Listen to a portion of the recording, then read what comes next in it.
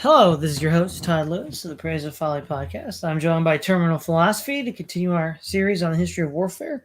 We're now discussing the campaigns of Alexander the Great, which we will divide into two sections. The first section will be the Balkan Campaigns and his war against Darius, and then the second half will be his Eastern campaigns, which I think are sufficiently varied that they need their own separate attention.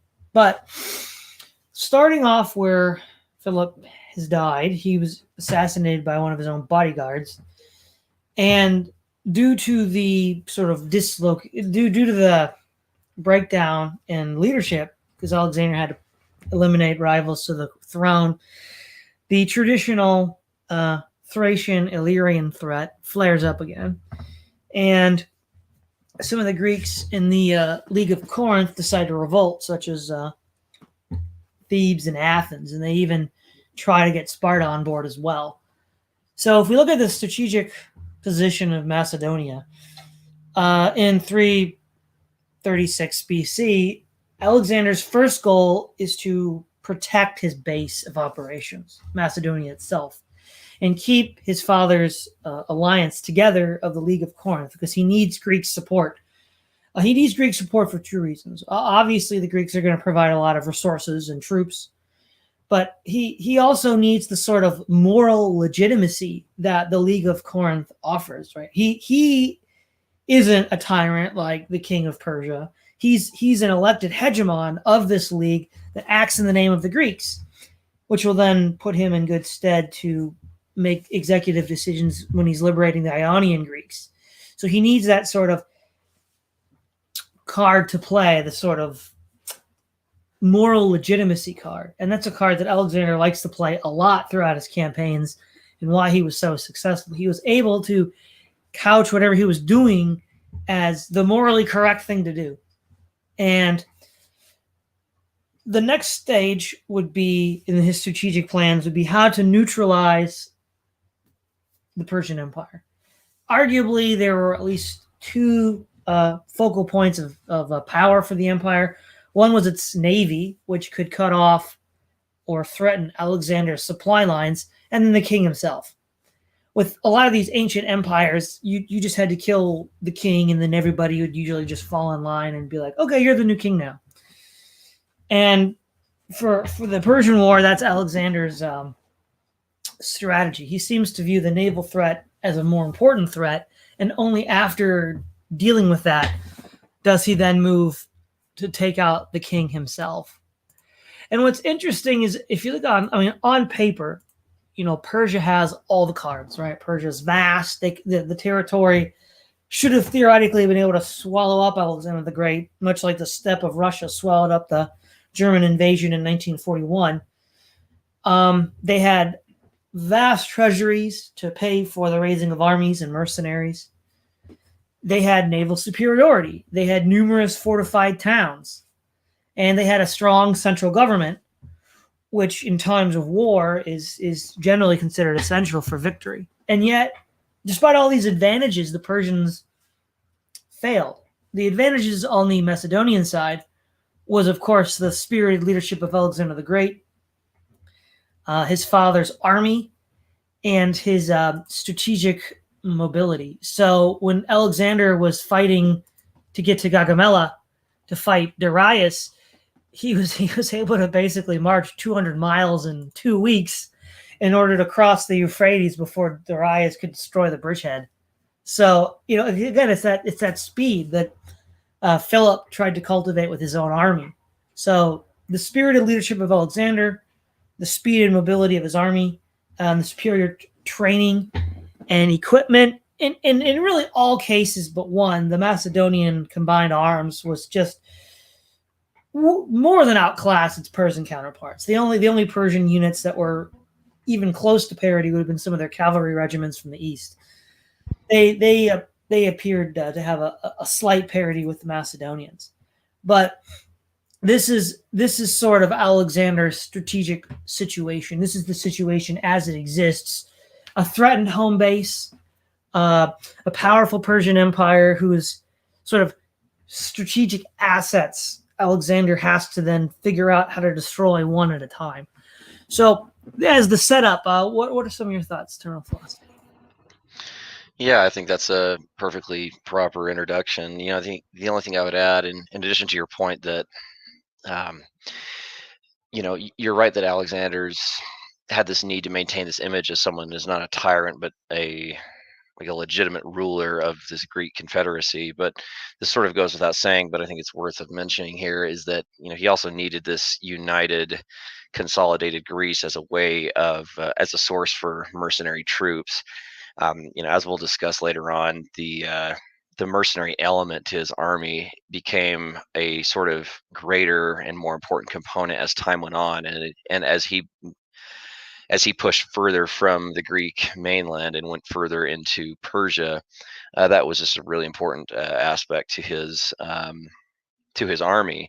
And then also continuing the tradition of his father, he also had a rather talented engineer corps, um, and this wider implementation of torsion, siegecraft, and also a more thought out and organized system of transporting it. For example, we'll get to this in a minute, but in the siege of Tyre, a lot of the siege equipment was actually transported by ship rather than carrying all this lumber across land. But yes, I mean, before we get into that aspect, I think that's a perfectly fine setup. And and I think we can probably start with the sort of this Balkan campaign of Alexander.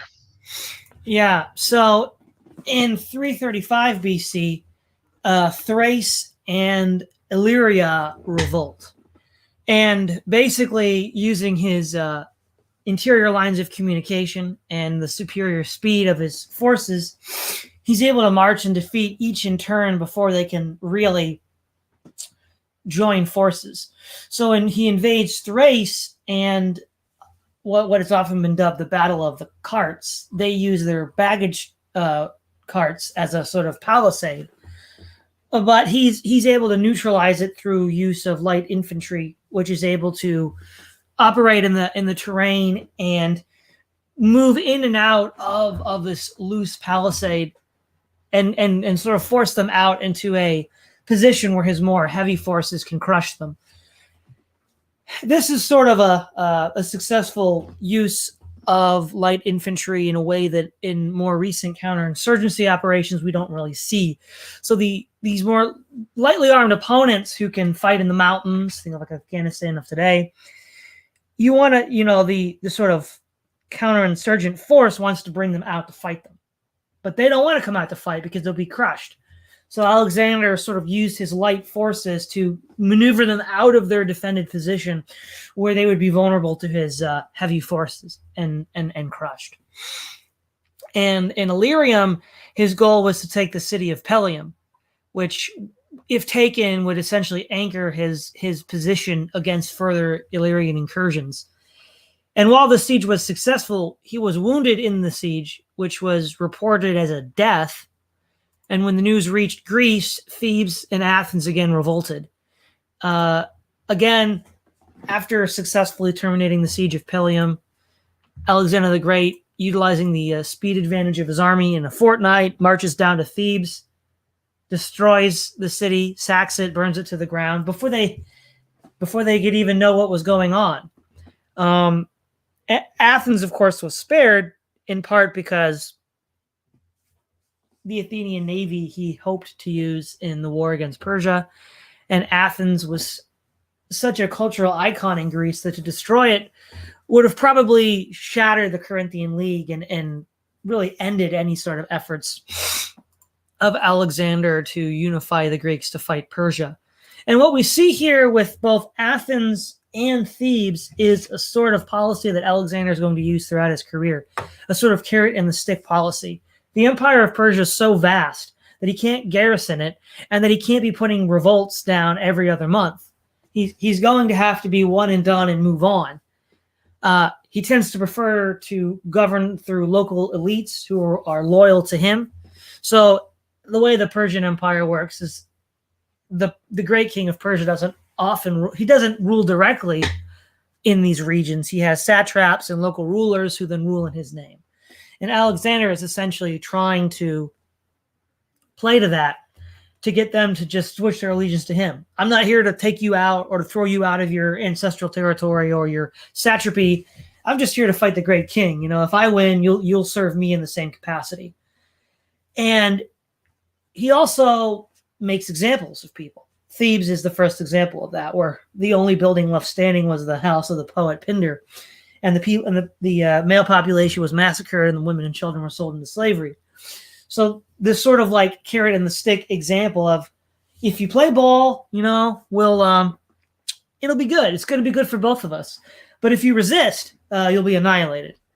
And so the Balkan campaign really is wrapped up rather quickly due to the strategic mobility that Alexander has, operating from interior lines of communication, and effective use of counterinsurgency tactics and carrot and the sticks strategies. Right. Yeah, I think you nailed it. Yeah, first and foremost, with sort of the rebellions to the north, Alexander didn't have to march these incredible distances, and there was really, I think it's fair to say that there was no real legitimate logistical constraint on Alexander to put down these rebellions. And with the as you mentioned, with the Thracians, you have the battle of where they sent carts down the hill to try and to disrupt the formations of the army. And as with all battles of antiquity, the information is quite sparse, but there's some speculation that the infantry just used a lot of their shields and armor to just to just go prone and just let things just kind of roll over them, and without even really without really taking any casualties. His own light infantry were able to, as you say, basically draw out the Thracians from their positions, and they didn't really have anything to counter Alexander's combined arms. And so that was sort of that with the Thracians. And with the Illyrians, you have the battle at the river, where there's the Illyrian formation in an island in the center of the river, and then you have a more of a light cavalry army on the other side opposing. And so he does this ambitious move where he spends at least, I think, 2 days constructing ships to send cavalry across, like rather than deal with the main Illyrian army on the island that's in front of them in the center of the river. He eliminates sort of the larger threat, which is across the river, sort of presiding over the battle, and he sends them he destroys their encampments and sends them back into the steppe. And then from there, the Illyrians don't even necessarily put up a fight, because they are basically surrounded, because after Alexander's cavalry sent the opposing cavalry army back into the steppe, he had the Illyrians surrounded. And so, as you said earlier, the Balkan campaigns are really about kind of this shock tactic of putting down rebellions harshly. And then I think it's still pretty incredible, the destruction of Thebes, where as you said, the male population was massacred, and the female population, as far as I'm aware, was just basically sold into slavery or into usually the typical ways in which females are exploited in wars from that era. But I mean, that was even kind of shocking to read about, because you would think that having this sort of shared Hellenic culture, that Alexander would have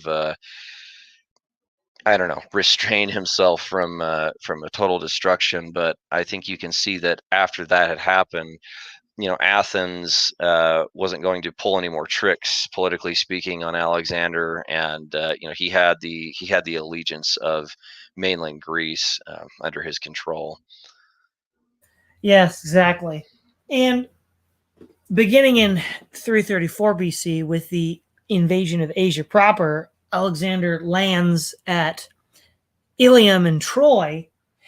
One of the things is Alexander slept with a copy of the Iliad under his pillow and viewed himself as a latter-day Achilles. And so in order to have the omens line up just right, he wanted to recapitulate the Greek landing at Troy as a way to find good omens for his invasion of Persia. Now, one thing that we're going to see throughout this campaign is the Persian leadership is abysmal. The abysmal Persian leadership is probably the number one reason why they lose. Why the Persians didn't decide to challenge Alexander's crossing is just baffling. They had far more ships than Alexander. If he had tried to cross the Hellespont, they could have easily stopped them. They chose to not do anything. And that seems to indicate the fact that they didn't view him as a credible threat. And I suppose in hindsight, this is the problem that we have a lot of times in hindsight. When we look at, like, say, the history of World War II and how the Soviet Union ultimately survived the Nazi invasion, at the time, everybody thought Russia would fold because, as it happened in World War I, and they did so poorly in the Finnish War that the expectation was that Russia would fold. And given the information that was had by everybody in the United States, Britain, and Germany, that was a somewhat reasonable assumption. And if we look at earlier campaigns in Asia Minor by Greeks, even by Philip, they had been defeated, right? So Parmenio, who had been working for Philip, was defeated by Memnon of Rhodes in 336 BC in Asia Minor. Prior to that, Agesilaus of Sparta had campaigned ineffectually in the region. So you could argue from the point of view of the great king that, well, we've seen this before. It didn't register. But what was different was the size and scale of Alexander's army. It was larger than anything that had come before, which that alone should have warned him. And when he does land, he then fights the satraps of northwestern Asia Minor. And at this point, the best general the Persians have is the Greek mercenary Memnon of Rhodes. Memnon of Rhodes is the only guy that seems to have any idea what's going on. And true to form, the Persians don't listen to him. In part due to mistrust and prejudice against him because he's a Greek, and in part because his policy would entail they have to destroy a lot of their assets. So they wanted to confront Alexander and fight him right away. Whereas Memnon is like, no, you don't want to do that. What you want to do is you want to pursue a scorched earth policy. And given that the Macedonian army has about a month strategic radius of march before they run out of supplies, given what was mentioned 2 episodes earlier in the reforms of the Macedonian army, such a scorched earth policy would have probably been very effective. And then you couple that with the use of naval assets to disrupt Macedonian supply lines and stir up trouble in Greece, you might have been able to bottle up Alexander somewhere in Western Asia and then just starve him out. But the satraps didn't want to destroy their own property, which in hindsight was going to be destroyed anyhow by Alexander, and they decided to risk it on a battle. And again, at the Battle of the Granaicus, the Persian positioning is extremely stupid. I mean, the cavalry are on the river. Cavalry do not hold river crossings. The Greek hoplites, which were more than capable of holding river crossings, as we will see shortly when we get to the Battle of Issus, were held to the rear on the high ground.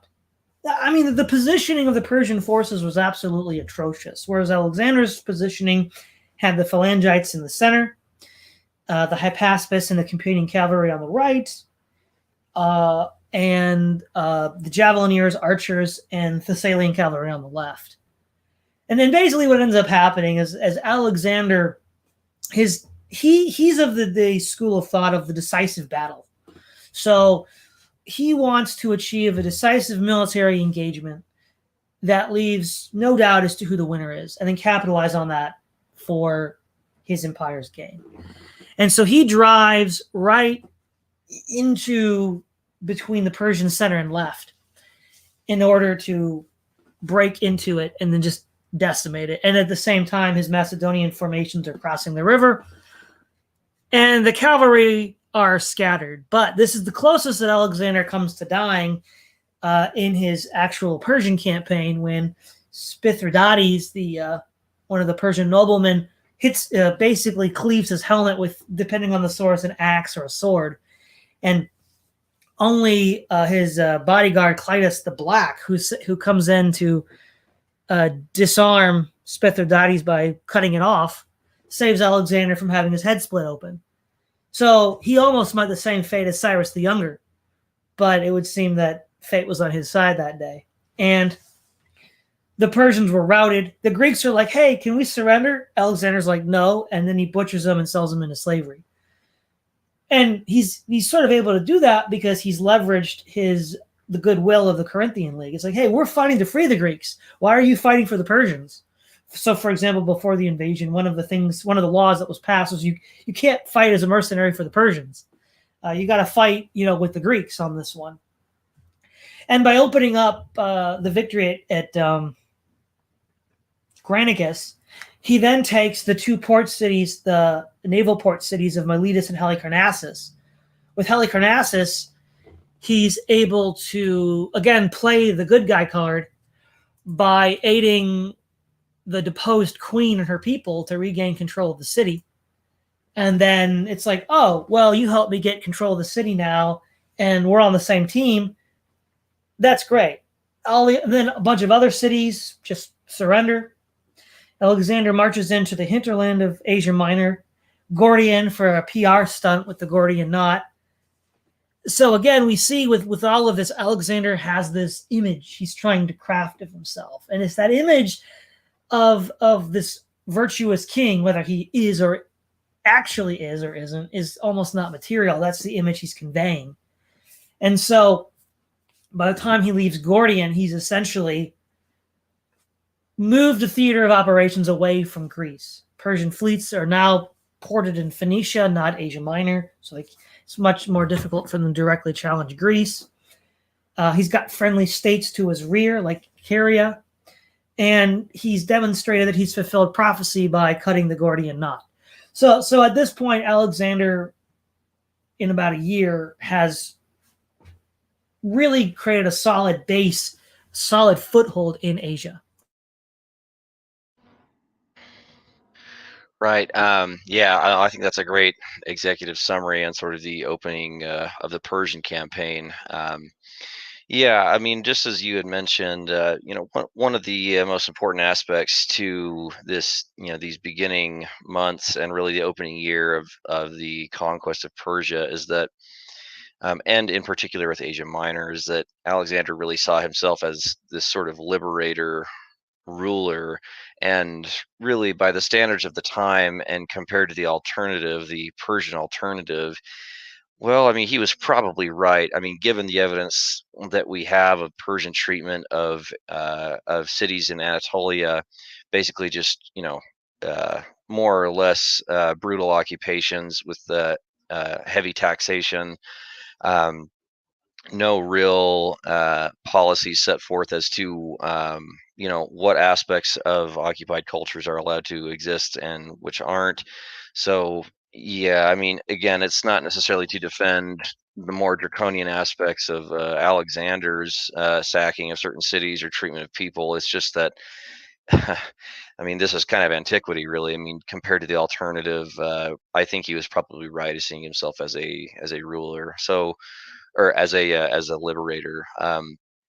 Yeah. Now with the Battle of the Granicus River, that was again, with all battles in antiquity, there's just seriously limited evidence, but the evidence suggests that the Persian cavalry were right up against the banks of the river, while the Greek mercenaries fighting for the Persians were sort of in this rear guard position, which really makes no sense. I mean, I almost wonder if this was trying to present some sort of image to deter the Greeks attempting a landing, so that if there were infantry first that had landed, then the Persian cavalry could basically just crush them right then and there. But as you said before, I mean, cavalry can't properly defend a side of a river. I mean, you really just need infantry to counter an infantry amphibious landing in that case. Um, and as a degree of this, or as a result of this, really just bad division or battalion level commanding on the Persians' part. Well, I mean, they lost a huge portion of Asia Minor just from one battle. I mean, they lost Miletus and Halicarnassus, the two important port cities. And culturally, Western Anatolia, Western Asia Minor, has been culturally Greek for several centuries at this point, and there's always been this trading of the hands between Greek occupation, whether it's from one city state or another, to Persian. So he really kind of had the cultural, well, how should I say this? Kind of the PR support behind him on this sort of thing. So yeah, and you can kind of see that, with I forget the name of the Splitherades. Sorry, these Greek names are basically massacring me. But when you mentioned that Alexander was almost killed, you can see that he's not really a general that leads from the rear. I mean, he's willing to go into combat actively, and he really liked, as far as we're aware. I mean, he enjoyed leading from the front and really trying ambitious flanking maneuvers, and I think that is a strong contrast to a lot of the satraps and a lot of the lacking Persian commanders who, again, as we've discussed in previous episodes, where the Persians have this, just again, sort of a, maybe this is kind of the best comparison I have, but they have this almost semi-Soviet military doctrine where you have this massive multicultural force, and with accounts like Xenophon, as well as Herodotus, there is some evidence to suggest that a lot of the Persian formations, well, I'm using the word formations loosely here, that a lot of the Persian forces didn't actually march in formation or present in battle as as an organized formation, like in a rectangle or a square or something like that, let alone more robust Macedonian formations. So when you're too big, and there's too many languages floating around, and there's no one that's united by a common cause, well, the Persians actually have an uphill battle, and it's really with just themselves, maintaining themselves. And I think it's quite clear that Alexander took advantage of a lot of this bad organization, bad leadership, and just general disarray on the ground there. Well, yeah, and getting again the pointing out the completely incompetent and just pathetic Persian leadership. The natural avenue from moving from Asia Minor into Syria proper to then threaten the Phoenician seaports is in Cilicia and the Tarsus mountain range, where there's a narrow pass called the Gates. And again, no one defended it. It wasn't even defended. Which, if they had been defended, would Alexander have been able to find a way through? Possibly, but at least would have slowed him down. It would have given Darius time to bring up his forces in order to put them in an advantageous position. But it was just left completely undefended. I mean, the Persians weren't even using the terrain of their empire to their natural benefit. It really was pathetic. And Alexander is marching through. He's marching down to the Syrian Gates. And at first, he had sent Parmenion to go ahead to scout, or he was camped at Issus. And then later, he marched down to link up with Parmenion, whereas Darius was marching through the Armenic gates and was trying to get between Parmenion and Alexander to defeat each in detail. He didn't realize that Alexander had already linked up with Parmenion when he reached Issus. But when he did realize that, he was straddling Alexander's line of communication, which would force Alexander to come to him to fight. So it does show that Darius had some competent military training, in the sense that he understood that he wanted to and tried to destroy the Macedonian forces in detail by interposing his army between them. And when that failed, it was to straddle his line of communications in order to then force Alexander to fight him on his terms. And the Battle of Issus takes place at the Pinaris River. Again, what we see is Alexander's penchant for decisive battle. He is on the right with his companions in the Hypaspis. The center is with the phalanx, and the left is with the Thessalian and allied cavalry led by Parmenion. The Persians, the one area where they do have some parity with the Macedonians is their heavy cavalry, which, facing off against the Macedonian left, their right, puts serious pressure on Parmenion's forces. The Hoplites, the Phalangites rather, cross the river and are roughly handled by the Hoplites. So again, why the Persians didn't do that at Granicus is beyond me. The one area where the Macedonians had almost immediate success was on the right, where Alexander's charge scattered the Persian horse. He then sees what's going on in the center. He wheels his forces in, smashing the center, giving a break for the Macedonian phalanx. And then the Persian heavy cavalry on their right, on the Persian right, withdraws, saying that the battle is lost. And one of the things that Alexander will do is, once he knows Darius is on the field, he will attempt to engage Darius essentially in single combat. He'll chase him down. And of course, when Darius fled, because as you said, the Persian army is like proto, USSR. Without the general, the army crumbles. And so it seems to me that it was Alexander's strategy to decapitate the leadership of the Persian army. And even if he didn't actually kill Darius fleeing would be just as good for the integrity of the Persian forces. And then marching down the coast, Byblos and Sidon and many of the Phoenician and Syrian cities openly surrendered to Alexander. Again, these are local rulers who will just, whoever the emperor is, whoever the great king is, they don't care. They just want to be left alone so that they can do their thing. And Alexander doesn't care because he wants to keep going east. If he gets bogged down with these sieges and putting down rebellions, it's not going to work. And what's important is when he gets the alliance with Byblos and Sidon, he's finally able to have some naval forces, which of course will be very important when you get to the siege of Tyre. And the siege of Tyre, which is really the last major naval base the Persians have. Tyre was a city on the mainland and on an island. Old Tyre was on the mainland of what is today Lebanon, but New Tyre was a little island offshore connected by not quite a land bridge because there was water over it, but it was very close to the surface of the water. You could, ride across it on a horse. But yeah, Alexander's like, surrender. And they're like, no, we're not. They had prior resisted a siege by Nebuchadnezzar 200 years earlier, and they felt themselves impregnable. They had their own Phoenician fleet, which is, considered one of the best in that part of the world. They had strong fortified walls. They had mercenary troops under their command. But they really were too proud of their own position. When they executed Alexander's messengers, any hope of leniency that they might have been able to expect was gone.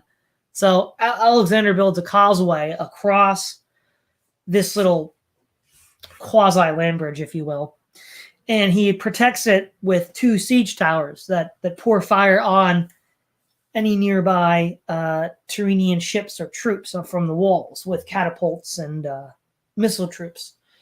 But the Tyrrhenians then launch a fire ship attack, destroying the siege towers. Alexander then continues the destruction and looting of Old Tyre to get more material for the causeway and to build new siege towers. He also realizes he needs to attack the island city from multiple directions, including sea. So he gets ships from Byblos and Sidon, ships from Greece, and the ruler of Cyprus sends a fleet as well. So he's got around 220 ships at this point. And then he starts attacking Tyre from all directions. Some of the ships have rams and catapults placed on them so that they can attack the wall at many different points, straining the defenders. And then he finally gets a breakthrough on the southern side and floods in and massacres the city. And it's a repeat of Thebes. The men are killed and the women and children are sold into slavery. And so we see that Alexander is using this policy of carrot and the sticks. Byblos and Sidon took the carrot and Tyre took the stick. Alexander then marches south, besieges Gaza, When he gets to the Egyptian city of Pelusium, the satrap surrenders and transfers Egypt to Alexander. He's made pharaoh on his entry into Memphis, and when he goes to the oracle at Siwa, he's declared the son of a god.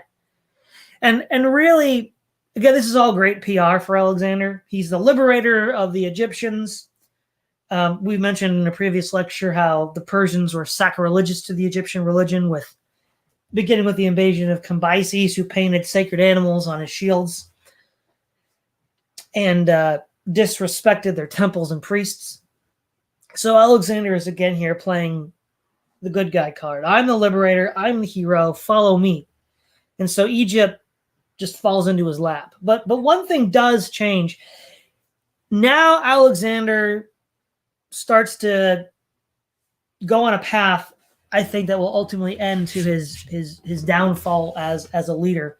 Is he begins to think he's a god now, because in Egypt and in Persia, being seen as a god or being seen as close to a god, that's just par for the course. That's, when in Rome, do as the Romans. But for the Greeks and the Macedonians, no, you can't do that. You're not a god. The gods are the gods.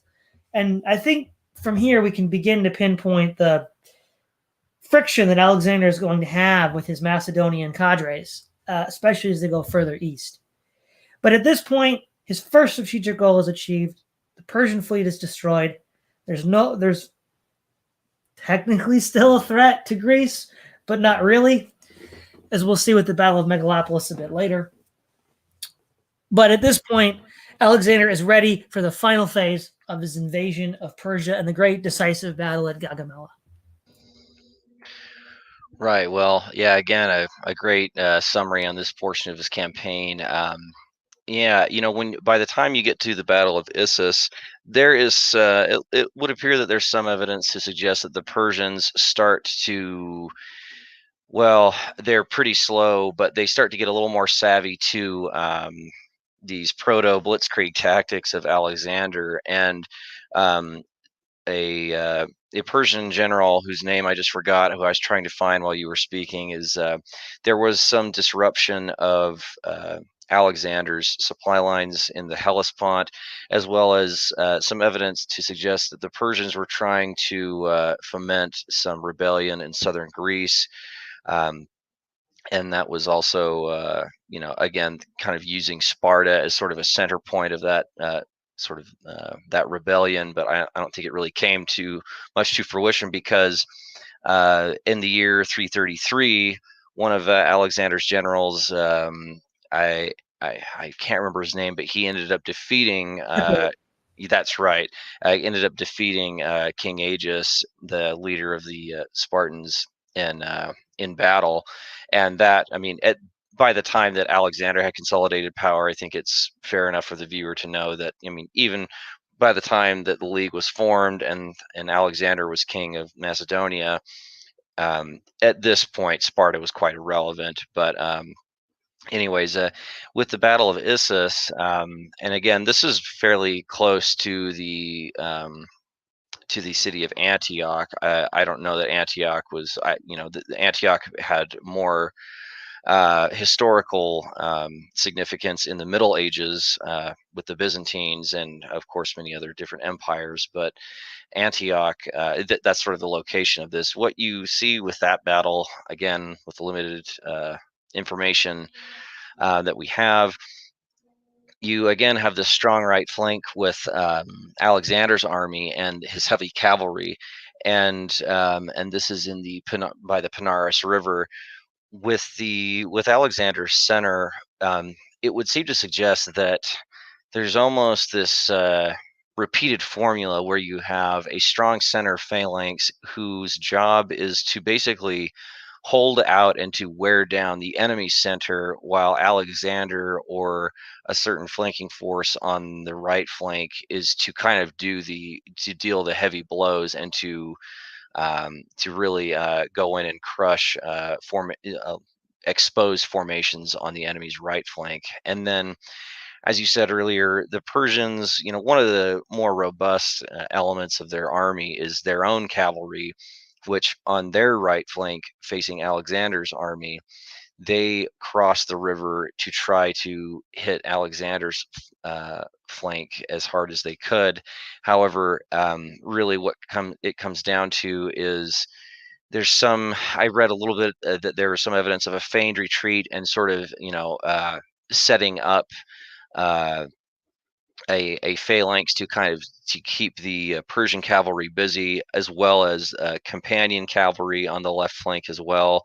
And really, you kind of have this is just a classic quantity versus quality type of a situation. And really, I think it's fair to say that, again, the sparse and sort of, less than mediocre quality of the Persian regulars really didn't stand a chance against a heavily drilled and trained Macedonian phalanx. And again, the equipment of this vast Persian Empire was quite, there's nothing to suggest that they had, again, armor across the entire empire for all of their men. It was just too much of a logistical strain. So really, yes, you could say on one hand that Alexander's right flank forces, this fast lightning war tactic of outflanking and maneuvering and hitting vulnerable positions is important. But on the second hand, you also need a large center group to really be able to bear the weight of an enemy army and to slowly chip away at the enemy center. So if the phalanx can sort of hold out, um, then the flanking forces can do their job. And I think that's precisely what happened at Issus.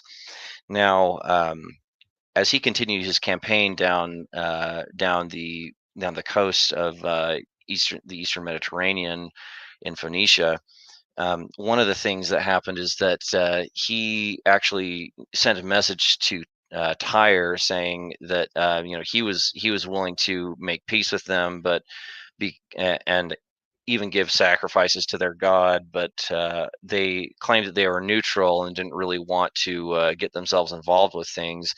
And so, as you mentioned early, you're either with Alexander or you're not. And so, of course, that brings about the siege of Tyre, and then which this is where siege equipment is brought in from naval forces, as opposed to being carried all the way from the Hellespont all the way down the coastline. Again, Alexander's preference is for speed, and it takes a lot of time to set up siege equipment anyways, so that really helped him out, using speed wherever possible. And as far as I'm aware from Andrew Davies and a few other historians, that this same naval transportation of both siege equipment and troops was done by naval elements in Gaza. And then after the successful siege of Gaza, basically the satraps in Egypt, they can see the writing on the wall, and they basically name him Pharaoh. And as you mentioned with the one of the oracles in I can't remember the location, but it is in Western Egypt. He's named the son of a god. Well, he also there is, of course, the story too, where about a year and a half earlier, he was in Delphi and was demanding to see the oracle, and basically dragged one of the head priestesses, to the main, to the center of the temple. And she said, "Oh, well, you're basically invincible." And so, and then of course he returns to Amphipolis thinking that he's invincible after that incident at Delphi. So what you have here is basically, after he's named Pharaoh, he's told by the Egyptians that he's the son of a god. And of course, before all that, he, the Oracle of Delphi declared him some sort of, invincible Greek hero type of a person. And of course, he also saw himself as this revival of the archetype of Odysseus. So at this point, he's kind of, a lot of this is going to his head. And I think that this really contributes to this. I personally believe this is one of the reasons why he decided to drive so far east, because, the will of the gods and the world, is with him. So of course his men will agree to go as far as the Hindu Kush and Kabul and the Indus Valley. But I think we'll see that he's just getting a bit big for his britches at this point. That's not to say that he's not that he's not a great commander or anything. He really is. And again, he's continuing his military traditions of his father, and with this preference for the continued evolution of quality siegecraft, of quality infantry. And here on a military level, the mercenary element or percentage of his army is starting to grow at this point, because we'll see that he just simply, to cover all this ground, he needs more men. And so he does start recruiting a lot of mercenary forces from places like from Phoenicia, from Cyprus, from Crete, and of course a lot of these liberated cities saw him from Anatolia saw him as a liberator. So the demand for money to pay mercenaries as well as his own men is starting to become more intensive. But Alexander really has all the momentum here, and he's a lot of it's going to his head. Yeah. Now, just to backtrack a little bit, Memnon is still around, and he's still trying to put together his direct threat to Macedonia proper. So using the Persian Navy, this is of course before the siege of Tyre, he's trying to take the Aegean Islands. He takes Chios, he takes Lesbos, though he does die during the siege of Mytilene. And with his death, I think any chance of Persia winning was pretty much shot at that point. But he was in communication with Sparta and was attempting to get them to join the war. Now, they do join 2 years after he dies, which is a little too late. The Battle of Megalopolis, it's a fairly, again, like a lot of these ancient battles, there isn't a lot there. It's a pretty straightforward. There wasn't a lot of room for flanking because hills were on either side of the forces. And it was just essentially the Spartans got steamrolled. The Macedonians just bowled them over. I mean, it was a pretty direct, blunt battle. There wasn't a lot of fancy maneuvers in there. They just steamrolled the Spartans. And Alexander, so at that point, any hope of bringing the war to Greece is over. The Persian Navy's gone. Memnon, the great strategist, is gone, and Sparta's crushed. So we get back to Alexander in Egypt. He decides to fight the great decisive battle, which will win him the empire. A peace deal is offered by Darius. He'll get half the kingdom and his daughter if he just lays off. And Alexander's like, I'm going for everything. And you can begin to see that this is all starting to go to Alexander's head, right? Because at the Battle of Gagamella, or alternatively known the Battle of Arbela, Darius III specifically prepares the ground ahead of time so that he can use his cavalry, his scythe chariots, and his superior numbers. It's a general rule in strategy in war that you don't fight on the enemy's ground on his terms. Alexander did, and he still won. But the question should be asked, though, was it a risk worth taking? Could you have not fought Darius on some other ground? But regardless, the formational setup of Alexander's army is pretty standard. Alexander on the right, the phalanx in the center, Parmenion on the left. Alexander is attempting, and he opens up the battle by attempting to outflank the Persian forces. The Persians then move their forces to match Alexander, but then a gap begins to appear between the Persian left and center, and he charges straight into that gap in order to get at Darius.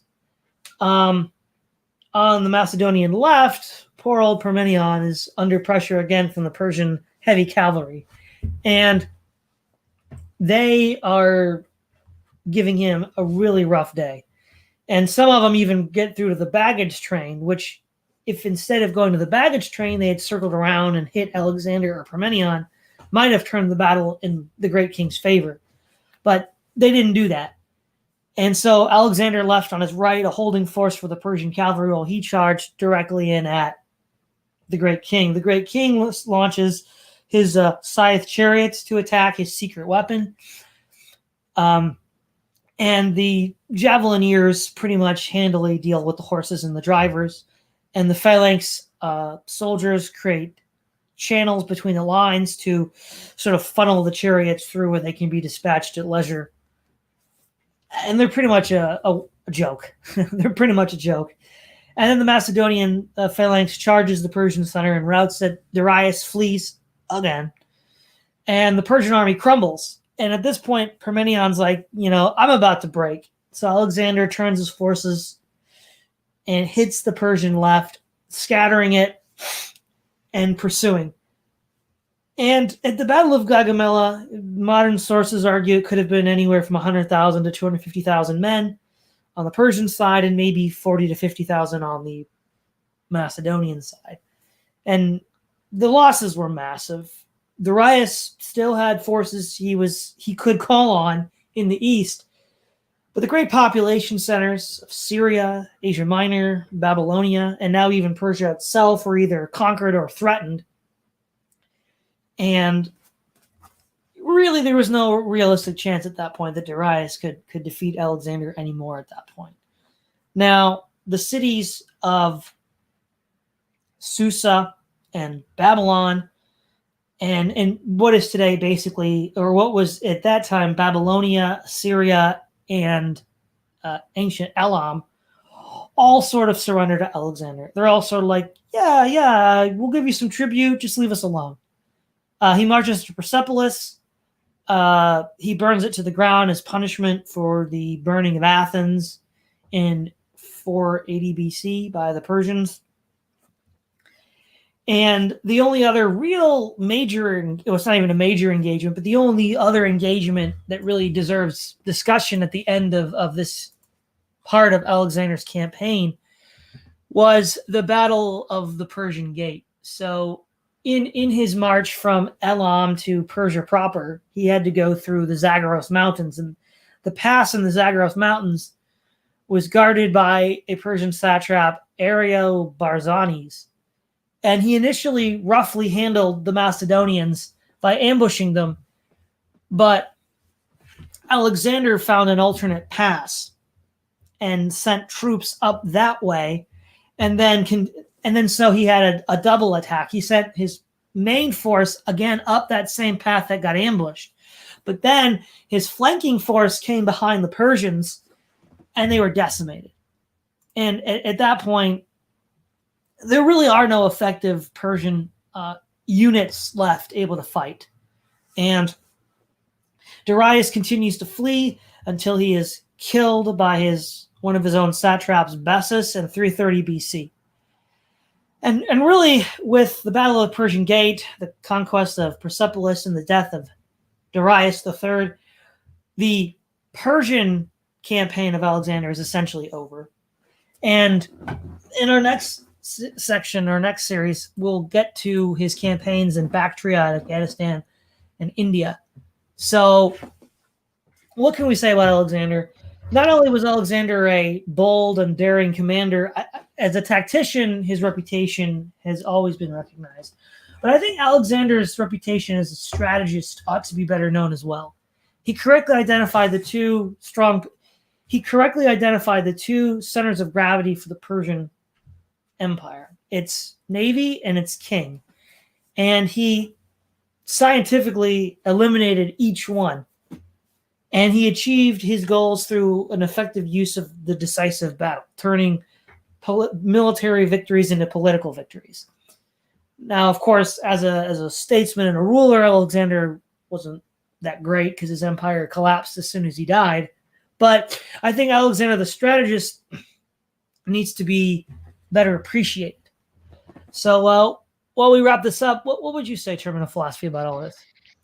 Yeah, I think you nailed it there at the end. I mean, yes, of course, he deserves a bit more praise in the realm of strategy, because after you fight any particular faction or empire for a certain length of time, you start to identify these core doctrines of any fighting force. And you're right, the Persians developed this empire, this reputation, and this sort of this martial prowess through through again a vast navy, and as well as just this classical antiquity top-down rule from the king, and just basically a again, perhaps there's a better way to describe this, but almost this proto-Soviet sort of just mass horde style of warfare where, well, we don't need to train, we don't need to spend all this time and all this money on training robust forces. We just need a lot of men with weapons in general, and that will deter basically anyone. Well, we really see here through the conquests of Alexander that war doctrine doesn't always do very well. Even if you do win, again, like the Soviets did in World War II. I mean, the losses can be utterly mythical. As you were just saying with the Battle of Gagamella, this is probably the battle where the Persians put up the best fight. Really, Parmenion is absolutely one of the most important elements, one of the most important commanders under Alexander, if not the most important general under Alexander, because he constantly is preserving the the integrity of the army's formation, while Alexander is kind of off, either chasing down Darius or doing these sort of hammer and anvil attacks on Persian forces, like at the Battle of the Persian Gate.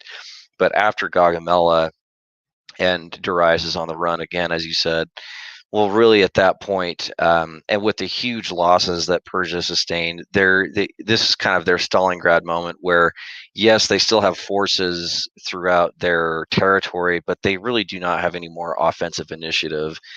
And yeah, I mean, Alexander was able to just identify these weak points of the Persians, and he outgunned them with higher quality infantry, a more thought out logistical system, perhaps the first army in history with a dedicated engineering corps and siegecraft. So he had an answer for everything in ways that previous empires and current and the contemporaneous empires at that time just had no answer for whatsoever. So yeah, a total innovator on the battlefield. And we'll see later that after this loss of offensive initiative from the Persians, well, he kind of just presses further east to basically squash other satraps in the eastern portions of the empire. And yeah, we'll just get to that for the next episode, I suppose. Thanks for having me. Oh yeah, no problem. And again, don't forget to like, share, subscribe. This is Todd Lewis of the Fraser Folly Podcast.